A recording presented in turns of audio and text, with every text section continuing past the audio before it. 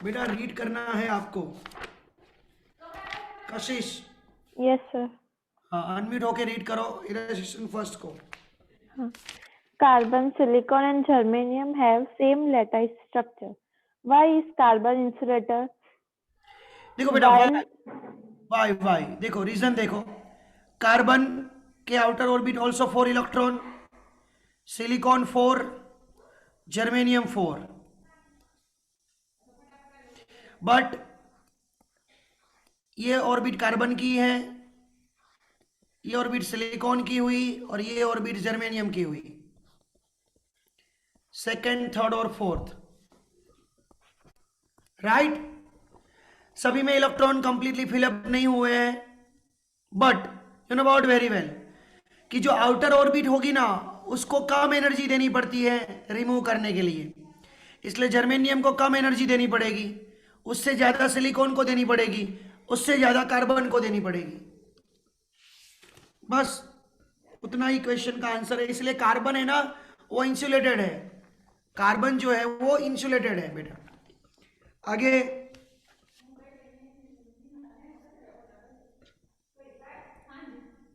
किरण, next बेटा read करो।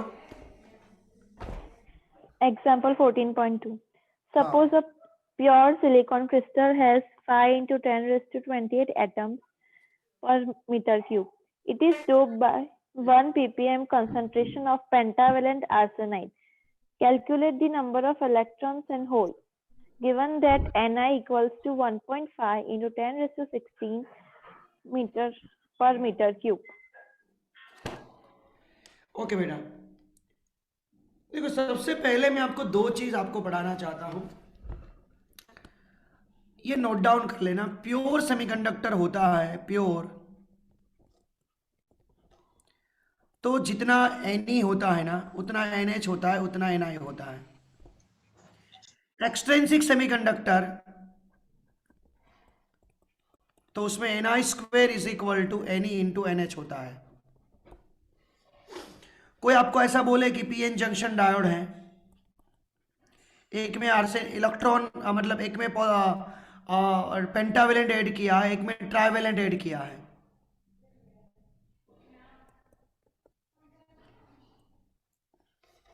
मैं भूलका पार्टी समझने की बात क्या आएगी पता है, पेंटावेलेंट ट्राइवेलेंट, इसमें टोटल कितने इलेक्ट्रॉन ऐड होंगे पता है, डायरेक्टली पता चल जाएगा। पेंटावेलेंट में से ट्राइवेलेंट को सबट्रैक्ट कर दो, कितने इलेक्ट्रॉन, मतलब मैं आपको ये बोल रहा हूं यहां से 10 पेंटावेलेंट मैंने 15 ऐड किया है और यहाँ पे मैंने 14 ऐड किया ये, तो एक्चुअल में इसका 15 इलेक्ट्रॉन एक्स्ट्रा आएंगे, इसके 14 होल्स एक्स्ट्रा आएंगे, तो इसको कंबाइन हो जाएंगे दोनों, एक बचेगा। इसलिए ये इलेक्ट्रॉन फाइंड आउट करने का एक मेथड है। फिर ये सारी मतलब आपके पास कंडीशन पहले से प्रेजेंस होनी चाहिए। ओके सबसे पहले इसका स्क्रीनशॉट ले लो। Okay just a minute 1 ppm, 1 ppm का मीनिंग क्या होगा बेटा, मतलब कॉन्सेंट्रेशन कितना होता है बेटा,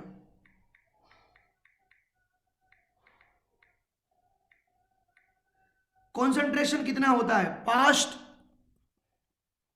पार्ट्स पर मिलियन,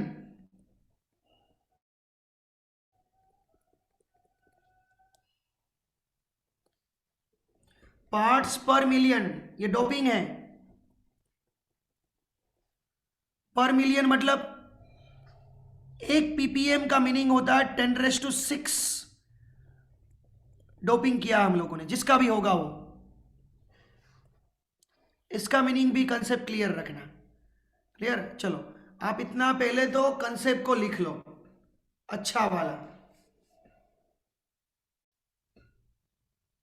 ओके उसके बाद हम लोग सम्स को आगे बढ़ाते हैं।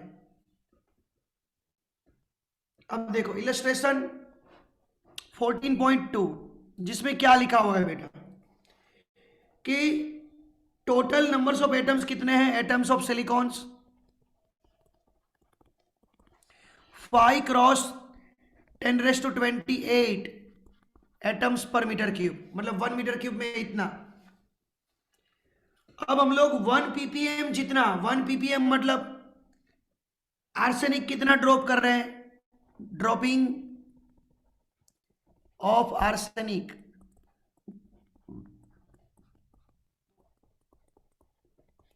क्लियर। तो आप मुझे बताओ कि आर्सेनिक ऐड करने से इलेक्ट्रॉन आएगा या होल्स आएगा, electron.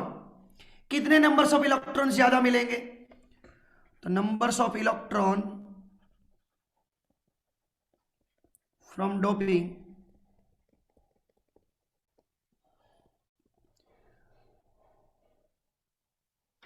Ten raise to 6 to 1, concept ऐसा होगा ना कि 10⁻⁶ फॉर 1 एटम के लिए, तो 5 क्रॉस 10⁻80 में कितना, तो टोटल बेटा कितना मिलेगा नंबर्स ऑफ इलेक्ट्रॉन ड्रॉपिंग के लिए, 5 क्रॉस 10⁻28 डिवाइडेड बाय 10⁻6, तो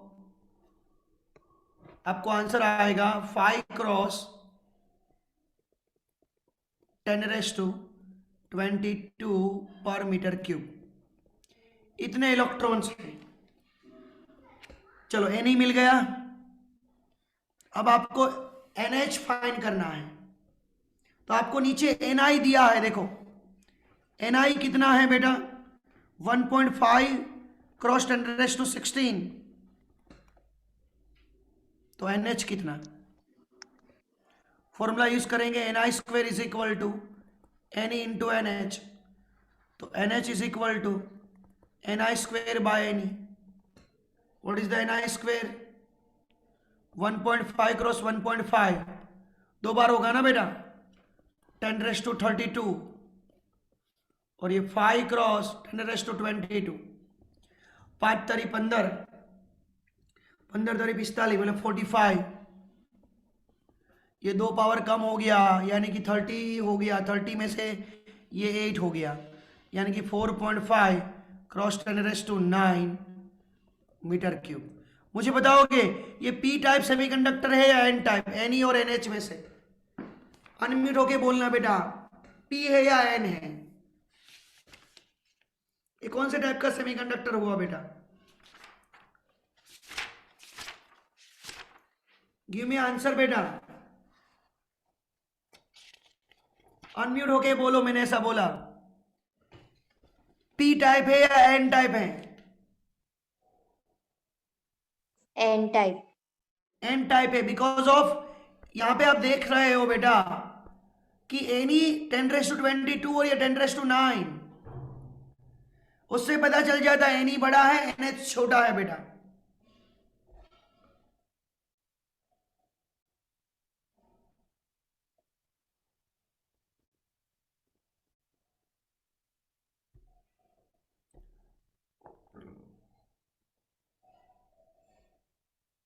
ले लो स्क्रीनशॉट।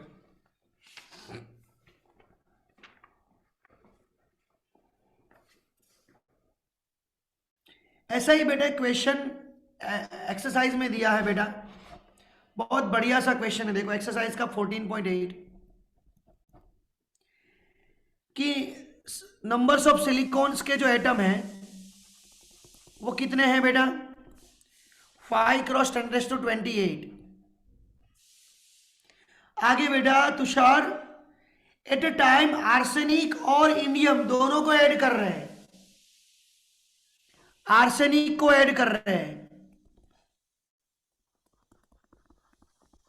और इंडियम को ऐड कर रहे हैं,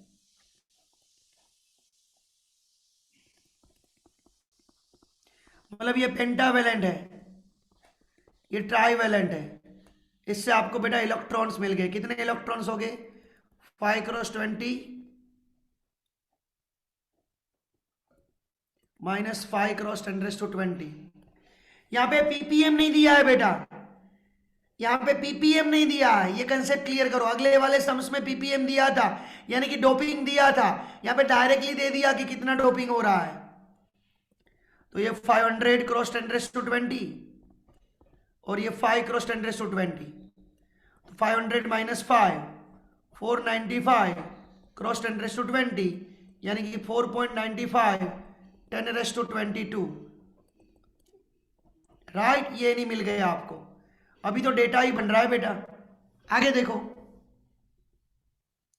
इलेक्ट्रॉन्स मिल गए, कितने मिले, इतने मिले।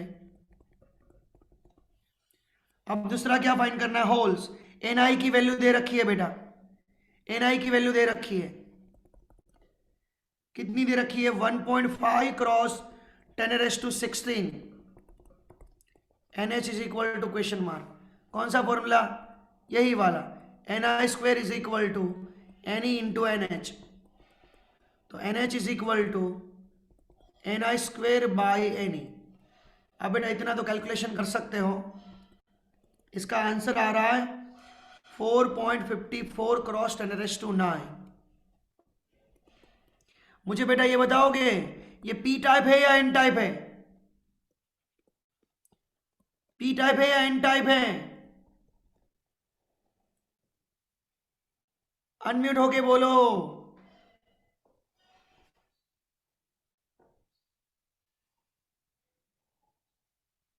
पी टाइप है या एन टाइप है, N-type.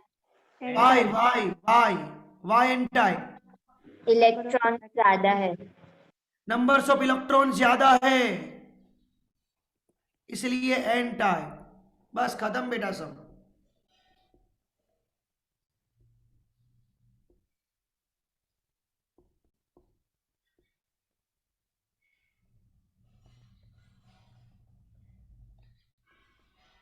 ले लो स्क्रीनशॉट अब।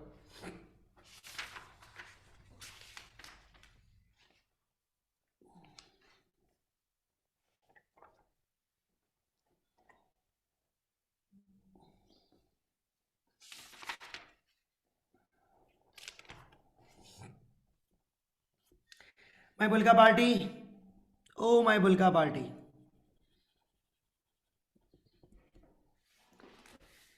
ओके, पॉइंट्स को हम लोग आगे बढ़ाते हैं।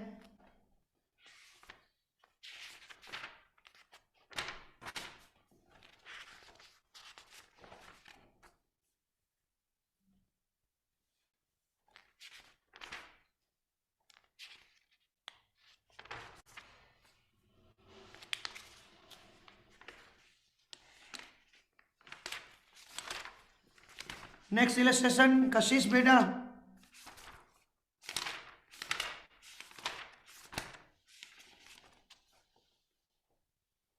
कशिश। Yes, sir. 14.3. Can we take one slab of p-type semiconductor and physically join it to another n-type semiconductor to get p-n junction? देखो बेटा, इसका आंसर नो आ रहा है, वो तो समझ में आ गया। मैं आपको एक बात बता देता हूं, क्या कि हमारे पास जो पीएन जंक्शन है ना, पीएन जंक्शन, वो कैसे बनाया जाता है। सबसे पहले तो हम लोग पी और एन को अलग अलग ज्वाइन नहीं करते हैं, एक ही सिलिकॉन जो होता है ना, उसके अंदर हम लोग इंप्योरिटीज ऐड करते हैं।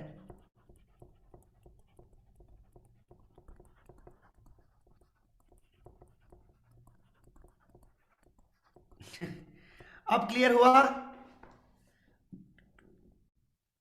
देखो, अलग अलग ज्वाइन करने से क्या होगा, ये आपने अलग अलग ज्वाइन किया, ये भी सरफेस होगी, इसकी भी सरफेस होगी। यहाँ पे ऐसे थोड़ी ना होगी कि एट मतलब एक इजीली सरफेस मिलेगी। यहाँ पे फ्रिक्शन लाइज सरफेस नहीं होती है, फ्रिक्शन वाली सरफेस होती है। मिनिमम दो मॉलिक्यूल्स के बीच का डिस्टेंस 1 एंगस्ट्रॉम जितना होगा ना, तब वो ज्वाइन हो सकता है। ये फ्रिक्शन वाली सरफेस आने से मिनिमम 2 से 3 एंगस्ट्रॉम हो जाएगा डिस्टेंस, ऐसे जब ज्वाइन करेंगे ना तो। इसलिए फिजिकली पी अलग बनाओ, एन अलग बनाओ, उसके साथ ज्वाइन करो, वो पॉसिबल नहीं है। ओके बेटा, 14.4 हो गया है, यस या नो कशिश बेटा? Yes, sir. ओके, सबको मालूम है। किसको नहीं आ रहा है वैसे वो बोल सकता है, सर मुझे नहीं आ रहा है। वो कोई ऐसा बंदा है जिसको नहीं आ रहा है वो, तो उसके लिए मैं करवाऊं बेटा।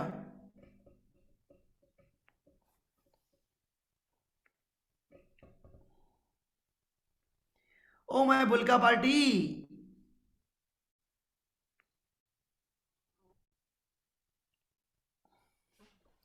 चलो 14.5, फिर भी देखो मैं आपको एक्सप्लेन कर देता हूं जल्दी से, कुछ हो नहीं है बेटा उसमें। देखो यहाँ पे 0.7 है, यहाँ पे 0.8 है, यहाँ पे 10 मिली एम्पियर है, मिली एम्पियर देख लो 20 मिली एम्पियर है, क्योंकि आई मिली एम्पियर में दिया है। आपको रेजिस्टेंस फाइंड करना है, रेजिस्टेंस का एक ही फॉर्मूला होता है, delta we by delta I, my bull का पार्टी। तो ये आपका वोल्टेज है, तो ये आपका डेल्टा वी हुआ, कितना हुआ 0.7 और 0.8 का डिफरेंस 0.1। ये आपका डेल्टा आई हुआ बेटा, कितना हुआ 20 माइनस 10 मिली एम्पियर। इसका कैलकुलेशन कर लो, ये फॉरवर्ड बायस मिला। अब रिवर्स बायस का कुछ ग्राफ ऐसा है, यहाँ पे -10 वोल्ट है, ये 0 वोल्ट है, तो ये डेल्टा वी आपको 10 वोल्ट मिला। यहाँ पे -1 माइक्रो एम्पियर है, तो ये डिफरेंस लोगे तो डेल्टा आई आपको 1 माइक्रो एम्पियर मिला। तो रिवर्स बायस का delta we by delta I 10 volt upon 1 micro ampere, micro यानी कि -6 मिलके बनते हैं 10⁻⁷ ओम। मैंने दूसरी बार करवाया, तीसरी बार करवाया है, don't worry, take a screenshot. लेना है तो नंबर 4 का था, उसके बाद हम लोग आगे बढ़ते जनरल डायोड में। देखो जनरल डायोड की जो सर्किट है ना, वो सर्किट को आराम से देखो। ऐसी एक सर्किट है, सॉरी रेजिस्टेंस है ये, जिसको आरएस मैंने बोला था, पता है ना। यहाँ पे हम लोग एक लोड रजिस्टर ज्वाइन करेंगे,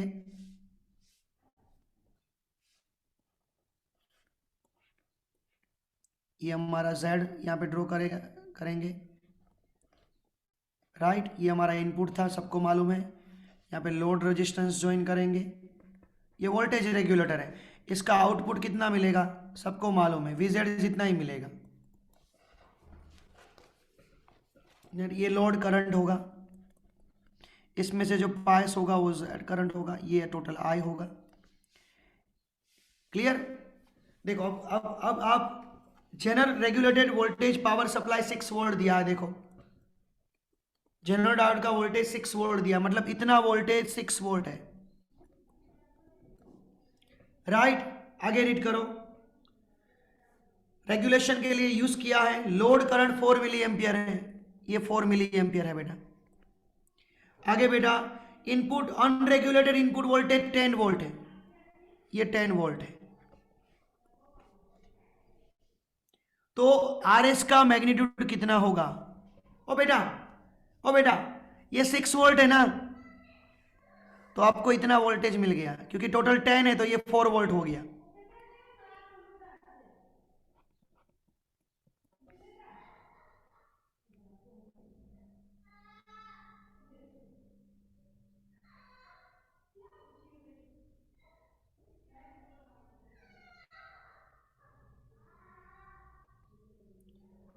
फोर वोल्ट मिला हम लोगों को VS,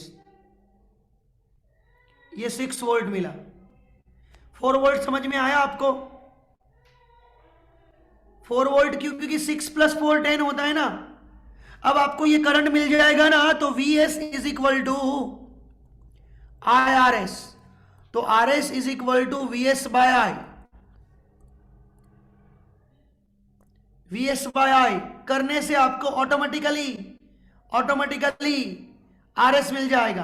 अब एक चीज याद रखना, ये ऑलवेज Z में करंट जितना ज्यादा पास हो वो बढ़िया बात है, क्लियर। इसलिए उसका वोल्टेज रेगुलेशन हो सके, तो वो as per standard protocol VZ है ना, IZ लोड करंट से 4 टाइम्स होना चाहिए, याद रखना। 4 मल्टीप्लाई बाय IL 4 था, sorry 5 times, okay 5 times 20 milliampere. तो टोटल I कितना होगा बेटा? टोटल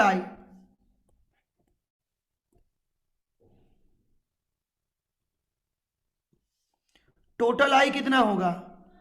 तो IZ प्लस IL, देखो ये करंट गया, 2 ब्रांच में डिवाइड हुआ था, तो टोटल 20 + 4 24 मिली एम्पियर।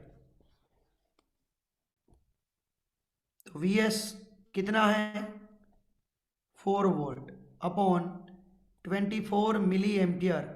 मिली का 1000 अब जाएगा, 4000 डिवाइडेड बाय 24 करोगे नियर अबाउट 167 ओम आएगा, नियर अबाउट 167 ओम आएगा। चलो टेक अ स्क्रीनशॉट।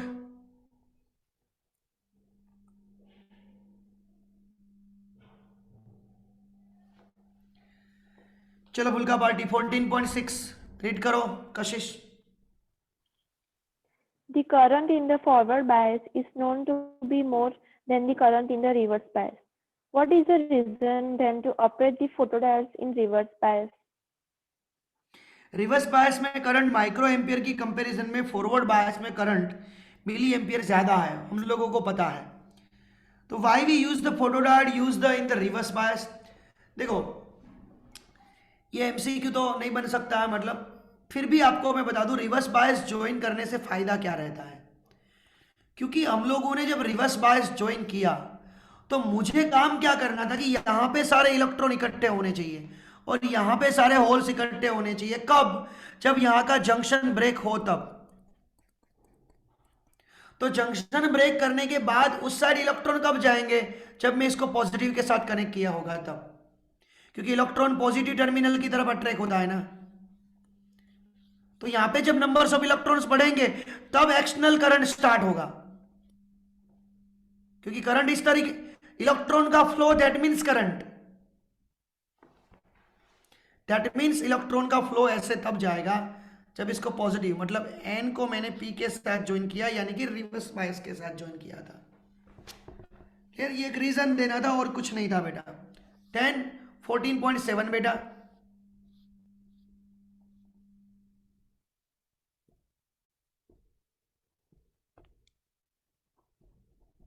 रीड करो। Why are silicon and gallium arsenide are preferred materials for solar cells?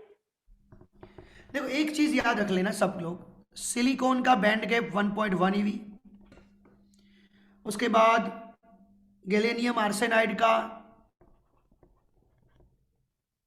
जो होता है वो 1.53 EV band gap. Okay, band gap. उसके बाद CDS जो हम लोग यूज करते हैं ना, और CDSE जो है उसका बैंड गैप करीबन 2.4 ईवी। इतने सारे होते हैं। हमारे यहां पे ग्राफ दिया है, देखो बेटा, उस ग्राफ में यहां पे आपको इतना पता चल गया कि इंटेंसिटी कहां पे मैक्सिमम हुई, कहां पे मैक्सिमम हुई बेटा, 1.5 ईवी पे। क्लियर कट दिया है कि इंटेंसिटी 1.5 ईवी पे मैक्सिमम होगी, मतलब वहां पे रेडिएशन पॉसिबल है। हमारी कंडीशन क्या है कि हमारी एनर्जी गैप से ज्यादा होनी चाहिए। तो हमारी एनर्जी 1.5 ईवी 1.1 से भी ज्यादा होगी, ये नियर अबाउट इक्वल होगी। क्लियर? इसीलिए ये हम लोग यूज करते हैं बेटा, बस और कुछ नहीं है। बस इसका रीजन एक ही होगा कि सनलाइट की जो इंटेंसिटी होती है 1.5 ईवी से मैक्सिमम होती है, इसलिए सिलिकॉन और गैलेनियम आर्सेनाइड यूज होता है। बस दैट्स इट। ओके बेटा, तो क्वेश्चन एग्जाम में ऐसा आ सकता है, सोलर लाइट की इंटेंसिटी कौन से ईवी पे मैक्सिमम होती है? 1.5 ईवी से। चलो 14.8 तो बाकी है बेटा। एक्सरसाइज का 1 से लेके सारे खत्म हो गए।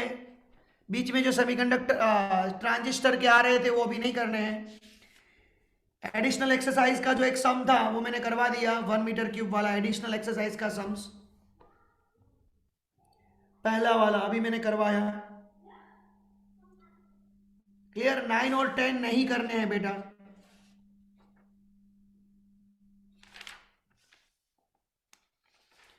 ओके, एक आध दो सम में बेटा आपके लिए एक्स्ट्रा करवा रहा हूं, क्योंकि काफी लोग अभी मैथ्स वाले ज्वाइन हैं जो 3 बजे ज्वाइन नहीं होते हैं, इसलिए थोड़े 1-2 एक्स्ट्रा सम भी मैं करवा देता हूँ। नहीं बेटा, तो थोड़ा काम लगे क्या कि प्योर सेमीकंडक्टर है, उसमें इलेक्ट्रॉन डेंसिटी 6 क्रॉस 10⁻19 मीटर -3 है। कोई मुझे बोलेगा होल्स की डेंसिटी कितनी होगी? सेम। सेम। एक्चुअल में क्वेश्चन ये नहीं पूछा था, क्वेश्चन ये था 1 mm cross 1 mm cross 2 mm में नंबर्स ऑफ होल कितने? तो देखो, जितना एनी होता है उतना NH होता है, मतलब 1 मीटर क्यूब में नंबर्स ऑफ होल कितने?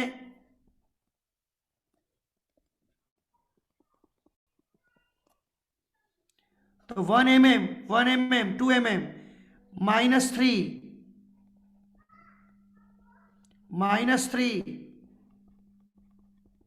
इतना हुआ, उसमें कितने?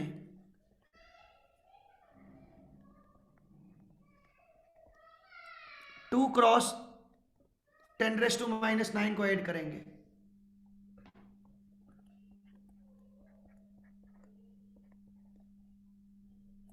इतने नंबर्स ऑफ होल्स मिलेंगे। बात समझ में आई सबको? सिंपल बात है यार, 1 मीटर क्यूब में इतने होते तो इतना मीटर क्यूब में कितना, बस टोटल होल्स काउंट करने थे। Take a screenshot.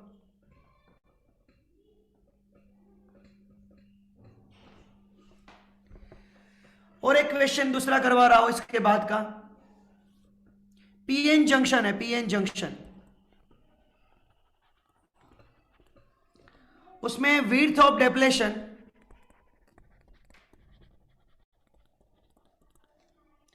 दिया 200 नैनोमीटर, इलेक्ट्रिक फील्ड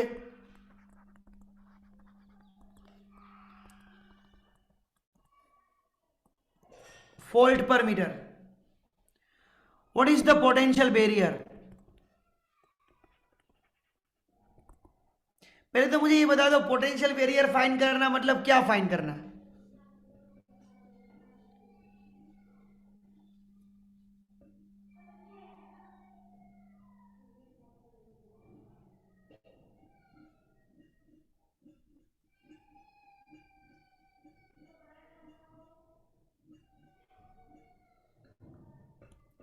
बेटा अनम्यूट होके तो बोलो कोई।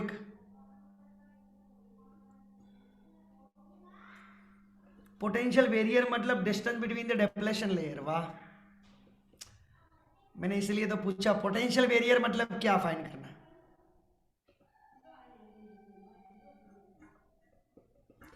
My Phoolka party, voltage potential यार, पोटेंशियल का मीनिंग ही होता है वी फाइंड करना है। इलेक्ट्रिक फील्ड दिया है, विड्थ यानी कि डी दिया है, कौन सा फॉर्मूला यूज करेंगे? अनम्यूट होके बोलो बेटा, ट्राई करो, जो नहीं हो सकते हो। Equal to V by D। E is equal to V by D is the right answer। तो V is equal to ED। E आपका 6 क्रॉस 10⁵ और 200 nano -7 6 to 12 divided by -2.12 volt. अब मुझे ये बता दो इसमें, अब मुझे एक क्वेश्चन ये बता दो, अब ट्राई कर सकते तो कर लेना बेटा, कि ये N है ये P है, इसी कंसेप्ट में इलेक्ट्रॉन को यहां से यहां पे जाने के लिए कितनी काइनेटिक एनर्जी की रिक्वायरमेंट रहेगी?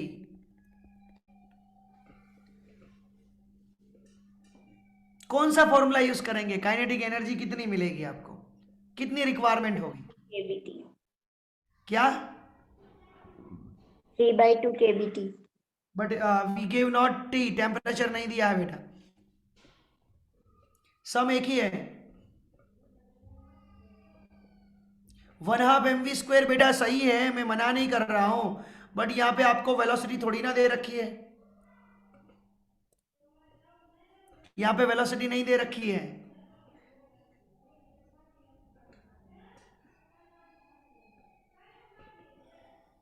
ये जो डेटा दिया है उससे सोचो। नहीं, 27 डिग्री टेम्परेचर नहीं लेना होगा बेटा, क्योंकि कोई सरकमटेंस नहीं दे रखी है बेटा।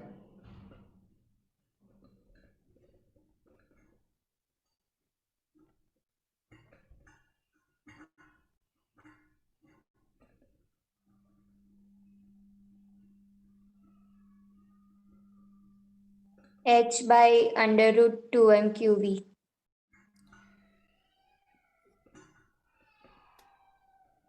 सही है बेटा, बट इसको फोटोन के फॉर्म में समझो। यहाँ पे आप हम लोग फोटोन ले रहे हैं, सभी पता है ना आपको। एक जंक्शन से दूसरे जंक्शन को हम लोग रेडिएशन समझ रहे हैं, तो बेटा हम लोगों को कौन सा फॉर्मूला यूज करना होगा? सिंपल वाला, ईवी। मार खा गए ना बेटा, इतना इजी क्वेश्चन था ना। तकलीफ होती है, मुझे भी मालूम है बेटा।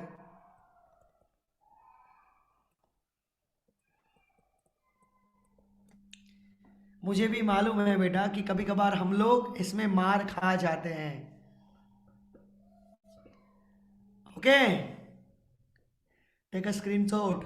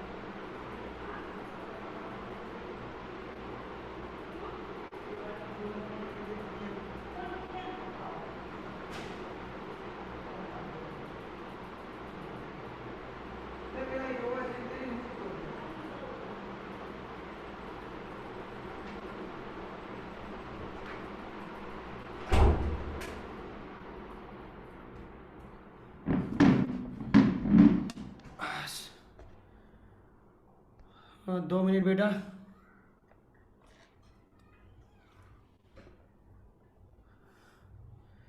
ओके, तो यहाँ तक मैंने बेटा आपको सम्स करवाया है। अब हम लोग एक नेक्स्ट टॉपिक करने जा रहे हैं, एनालॉग एंड डिजिटल।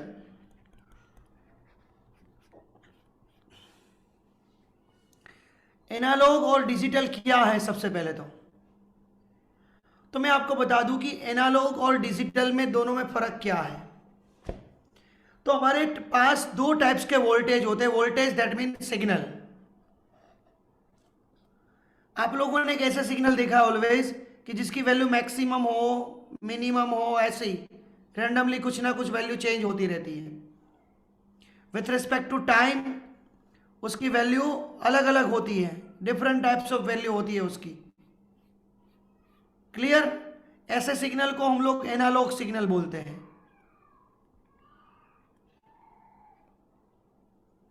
और ये जो सिग्नल है बेटा,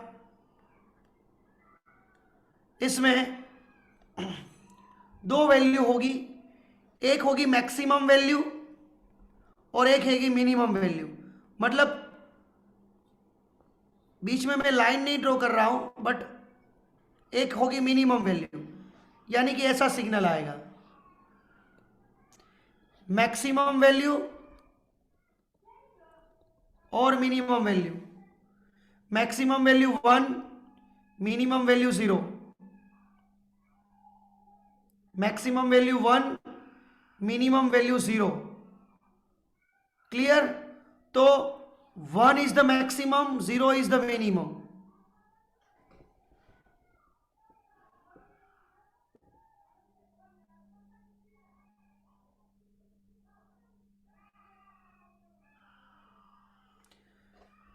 बेटा बच्चा पार्टी रो रहा है, थोड़ा दिक्कत है। 2 मिनट के लिए।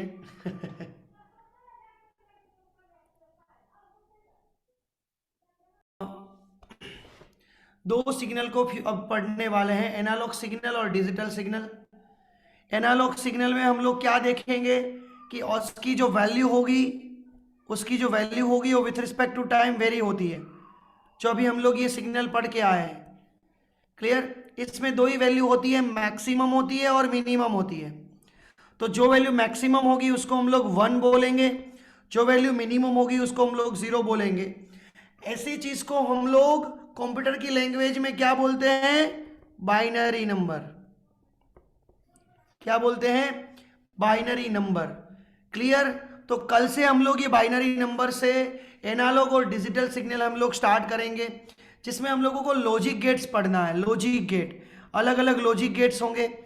जो लॉजिक गेट और कुछ नहीं है हमारे डायोड से, पीएन जंक्शन डायोड से हम लोग अलग अलग गेट्स बना सकते हैं। लाइक जो लॉजिक गेट मतलब ऐसा लॉजिक होगा, लाइक जो हमारे घर पे जो स्विच होती है, हम लोग स्विच को ऑन करते हैं तो आउटपुट मिलता है, और स्विच को ऑफ करते हैं तो आउटपुट नहीं मिलता है। मतलब बल्ब होगा, स्विच ऑन करोगे, स्विच को ऑन करोगे तो बल्ब ऑन होगा, तो उसको हम लोग 1 बोलेंगे। ऑफ कर दिया, बल्ब ऑफ हो गया, तो उसको हम लोग 0 बोल देंगे। ऐसे लॉजिक बना के हम लोग अलग अलग गेट्स बनाएंगे। गेट्स बनाएंगे, नो डाउट वो सब कुछ मैथमेटिकली होगा, सब कुछ मैथमेटिकली होगा, बट एक्चुअल में उसके इनसाइड छुपा क्या होगा बेटा? डायोड्स और ट्रांजिस्टर छुपे होंगे। क्लियर? हम लोगों ने देखे कि फॉरवर्ड बायस में करंट बहता है तो आउटपुट मिलेगा, रिवर्स बायस में करंट नहीं बहता है तो बेटा आउटपुट नहीं मिलेगा। तो 1 और 0। क्लियर? अभी हम लोगों ने डायोड्स ही पढ़ा है, हम लोग ट्रायोड्स भी पढ़ेंगे जिसका नाम है ट्रांजिस्टर। क्लियर? वो लेक्चर अभी पढ़ना बाकी है, जो बीच में जो आपके टेक्स्ट बुक में दिया है ना, वो पूरा सिलेबस में से निकल गया है बेटा, गुजरात बोर्ड के सिलेबस में निकल गया है, बट जेडबल नीट के लिए वो पढ़ना होगा बेटा ट्रांजिस्टर आपको। बट उससे पहले मैं लॉजिक गेट्स कंप्लीट करवा देता हूं। तो मैं बुल्का पार्टी अंदर ट्रांजिस्टर और डायोड्स अंदर छुपे हैं, दोनों अंदर छुपे हैं बेटा। क्लियर? दोनों अंदर छुपे हैं। ओके, बट हम लोग कभी भी नहीं बोलेंगे कि ये इसका बना है, ये इसका बना है। डायरेक्टली उसका मैथमेटिकली रिप्रेजेंटेशन है लॉजिक गेट्स। बुलियन करके एक साइंटिस्ट था, उसने क्या किया कि उसने मैथ्स वालों को पता होगा कि true true false, false true, true true true false, आप ऐसे कंटिन्यूटी इक्वेशन पढ़ते हो ना, क्लियर? वैसा ही इन लोगों ने एक लॉजिक डेवलप किया है। उसी तरीके से बेटा हम लोगों को बस पढ़ना है। जो कल बेटा बोर्ड पे पढ़ना है, तो कल से मैं बेटा स्टार्ट करूंगा उसका। किस में पढ़ना है बेटा? वो बोर्ड पे पढ़ना है, क्लियर? इसलिए कल मैं स्टार्ट करूंगा इसको। ओके बेटा, और उसके बाद ट्रांजिस्टर जो है वो दोपहर को 3 बजे में पढ़ाऊंगा।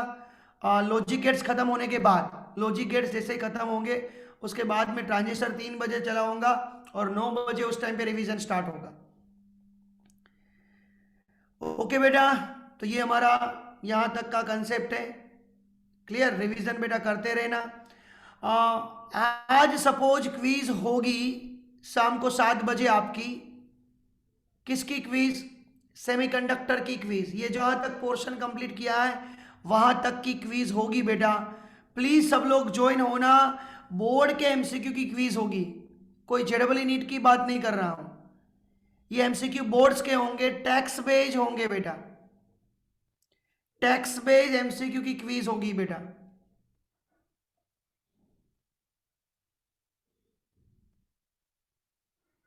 तो दोपहर को 3 बजे आपका क्या काम है बेटा? सब लोगों को